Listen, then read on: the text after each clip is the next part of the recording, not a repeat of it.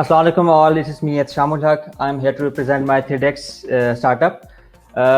अगर प्रॉब्लम की बात करें तो प्रॉब्लम वही है जो आजकल हम फेस कर रहे हैं। कोविड-19 में आप देख लें कि चाइना क्या तरक्की कर रहा है। इस वक्त लॉकडाउन की सिचुएशन में वो वेंटिलेटर्स बना रहा है, आइसोलेशन रूम्स बन रहे हैं, लेकिन हम यहाँ पर जो है वो क्वारंटाइन जो है वो बिल्डिंग्स को मुंतकिल कर रहे हैं, जो कि भी शॉर्ट पड़ती जा रही हैं। इसकी वजह यह है कि हम जो है वो पिछले 70 साल से तकरीबन जिस मैन्युफैक्चरिंग मोड के अंदर रह रहे हैं वो ऑब्सोलीट हो चुका है। हमारी मशीनरी ओल्ड हो चुकी है, हमारी रिसोर्सेज ओल्ड हो चुके हैं, हमारी एक्सपर्टीज ओल्ड हो चुकी हैं। हम 70 साल से अमेरिकन मॉडल चूज कर रहे थे, लेकिन वो 1982 में चेंज हो चुका है, लेकिन हम अभी तक उसमें स्टक है और ये स्टकनेस कब तक जारी रहेगी हम नहीं कुछ कह सकते। वर्ल्ड ट्रांसफॉर्म कर रही है, इंडस्ट्रियल ऑटोमेशन के अंदर ट्रांसफॉर्मेशन आ रही है, सबमिशन प्रोसेस को छोड़कर एडिटिव मैन्युफैक्चरिंग की तरफ बिल्ड किया जा रहा है।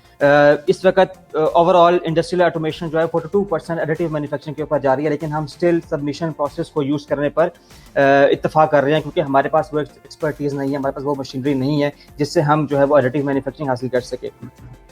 इसका सोल्यूशन क्या है कि अगर हम शॉर्ट टर्म की बात करें तो हम अपनी तमाम इंडस्ट्री मैन्युफैक्चरिंग को चेंज नहीं कर सकते। इसके लिए हमें 3D प्रिंटर्स को इन्वॉल्व करना पड़ेगा, जो कि कम टाइम में, कम पैसे के साथ, कम लागत के साथ ज़्यादा प्रोडक्शन दे सकती है। और हम अपनी हाउस होल्ड चीज़ों से लेकर आप हॉस्पिटल, आप चाइना की एग्जांपल ले सकते हैं कि कोविड-19 में 10 डेज के अंदर 2000 बेड का हॉस्पिटल रेडी हो चुका है। दुबई में आपके पास 4 मरला का घर चार दिन में कंप्लीट हो जाता है, जिसकी जो टोटल कॉस्ट है वो भी आलमोस्ट जो है वो 23% आपकी कम है।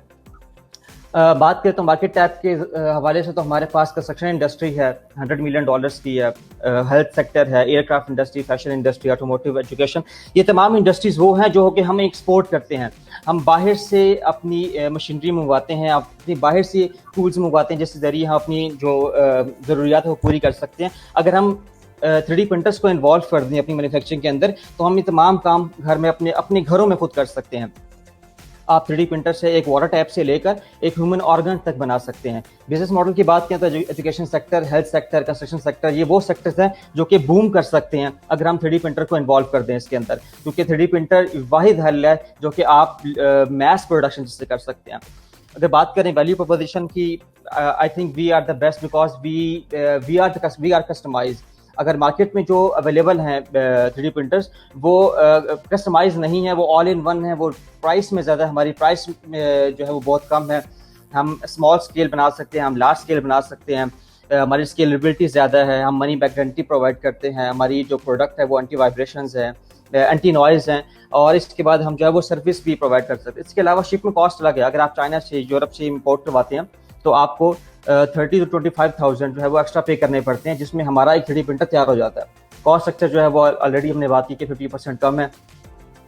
नेक्स्ट में चलेंगे तो कम्पिटिटिव लैंडस्केप में install, grid 3D, print 3D, ये तमाम ब्रांड्स वो हैं जो पाकिस्तान में इस वक्त इम्पोर्टेड प्रोडक्ट्स को लॉन्च करके आप कस्टमर को आगे शिप कर रहे हैं, जिसकी जो कॉस्ट है वो मिनिमाइज $700, $680, $730 के करीब है। लेकिन हम जो कॉस्ट कर रहे हैं, क्योंकि हम जो है वो हमारी लोकल मैन्युफैक्चरिंग है और हमारी जो मैन पावर है वो भी लो है, इसलिए हम उसके 50% लो में हम वो भी प्रोडक्ट हम तैयार कर सकते हैं। जर्नी स्टार्ट करें तो चूँकि हमारा ताल्लुक टेप्टा सेक्टर से है, तो हम जो भी प्रोडक्ट्स बनाते हैं उसके लिए हमें जो प्रोटोटाइप्स बनते हैं वो हमें मोल्ड करके बनाने पड़ते हैं, जो कि ओल्ड तरीक़ेकार है, जिसमें टाइम इन्वॉल्व होता है और पैसा भी ज़्यादा लगता है। इसके ज़रिए हमने कहा कि क्यों ना 3D प्रिंटर बनाया जाए जिससे हम अपनी प्रोडक्ट्स को खुद बना सकें, जिसको हमने नेक्स्ट यूनिवर्सिटीज़ में कंपटीशंस विन किए, और हाईटेक यूनिवर्सिटी में कंपटीशन था जब we got second position, and then we got into market, and we thought why we can't make into a brand.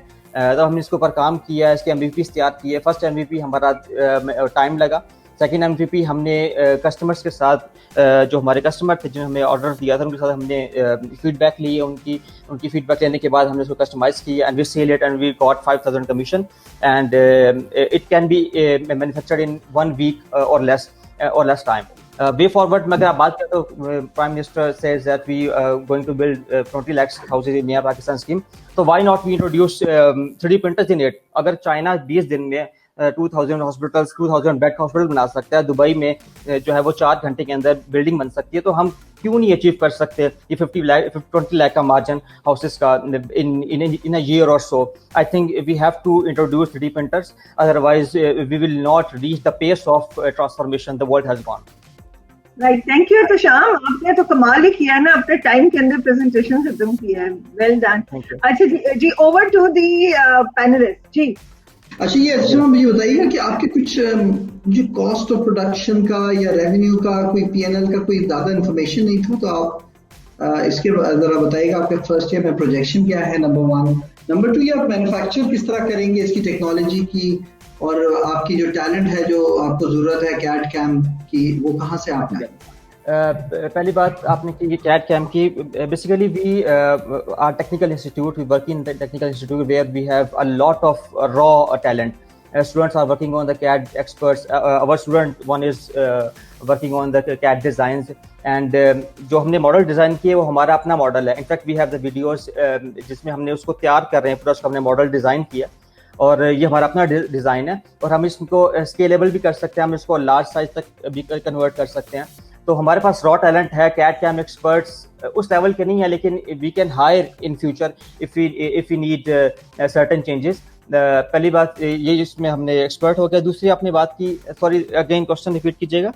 PNL आपने फाइनेंशियल इंफॉर्मेशन इतनी ज्यादा आपने नहीं शेयर किया था, तो आप फाइनेंशियल इंफॉर्मेशन कितना होगा, रेवेन्यू ओवरऑल कितने आप सेल करेंगे फर्स्ट ईयर सेकंड ईयर में, आपको अंदाजा है? हमारे पास मैंने बात की कि हम कस्टमाइज प्रोडक्ट्स दे रहे हैं.